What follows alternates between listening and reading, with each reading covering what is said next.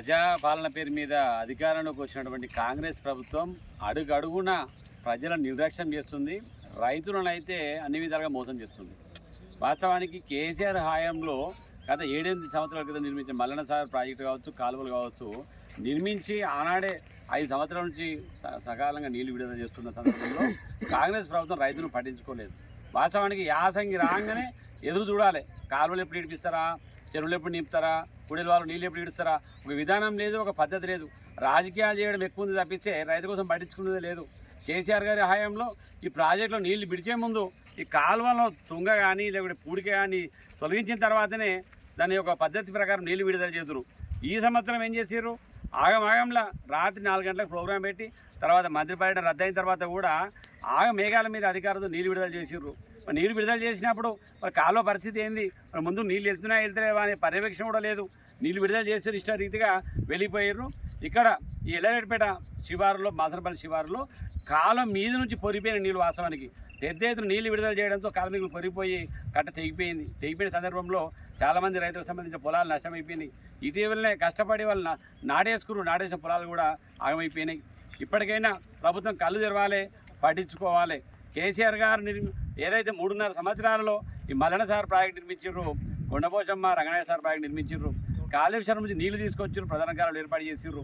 ఆ కేసీఆర్ గారు ఇచ్చిన ప్రాజెక్టులకు వచ్చిన నీళ్లను విడుదల చేయడానికి వీళ్ళు రాజకీయాలు చేస్తారు, నోటుకొచ్చినట్టు మాట్లాడుతున్నారు. నిన్న కూడా చెరుకు శ్రీనివాస్ రెడ్డి గారు నోటుకొచ్చినట్టు మాట్లాడాడు.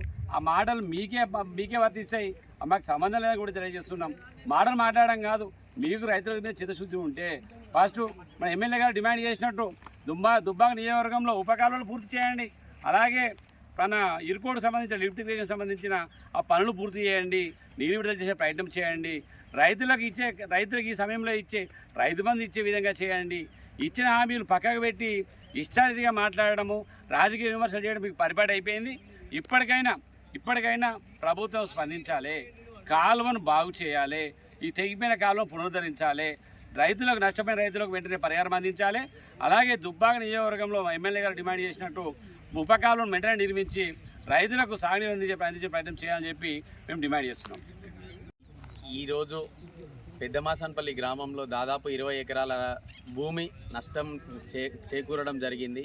ఈరోజు నిన్న రాత్రి 7:30 గంటలకు నీళ్లు వదిలిన అధికారులు, ఎందుకంటే ప్రభుత్వ నిర్లక్ష్యము, అధికారులకు ప్రభుత్వం ఒత్తిడి చేయడం వల్ల అధికారుల నిర్లక్ష్యము కళ్ళకు కట్టినట్టు కనిపిస్తుంది.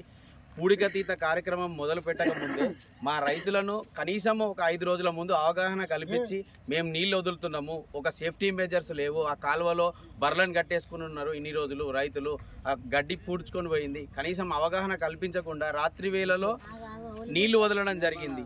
ఈ నీళ్లు వదలడం వల్ల రైతులకు నష్టం జరిగింది, ఇటు కాలువలో అధికారులు ప్రభుత్వ ఆస్తి నష్టం జరిగింది. ఇంత నిర్లక్ష్యంతో ప్రభుత్వం కళ్ళు మూసుకొని ఎందుకు చూస్తుందో తెలియట్లేదు.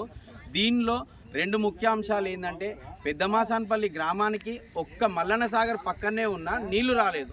కనీసం ఒక 500-600 ఫీట్లు వేసుకొని మా రైతులు పంటలు పండించుకోనికి పొలాలు దున్నుకొని నాట్లు వేసుకుంటున్నారు. ఒక్కొక్క నాటు వేయాలంటే ఎకరానికి 20,000 నష్టం, అదే 20,000 పెట్టుబడి అవుతుంది. దానివల్ల ఈరోజు ఏం జరిగిందంటే రైతుల నష్టాన్ని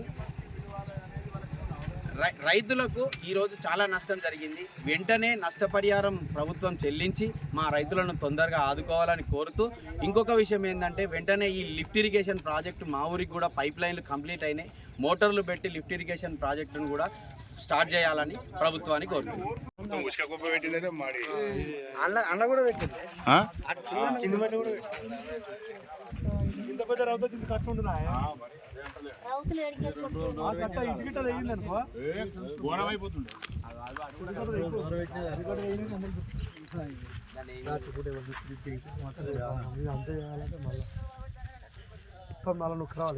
కోసలు కూడా కనబడతలేవు, నాటేసిన కోసలు కూడా కనబడతలేవు.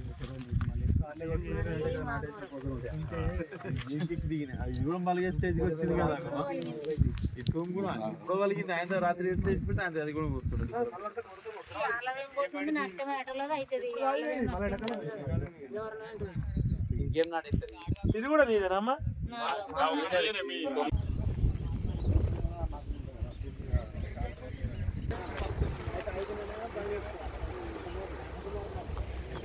దండాలు పెట్టుకోవాలి. ఆడ పొలం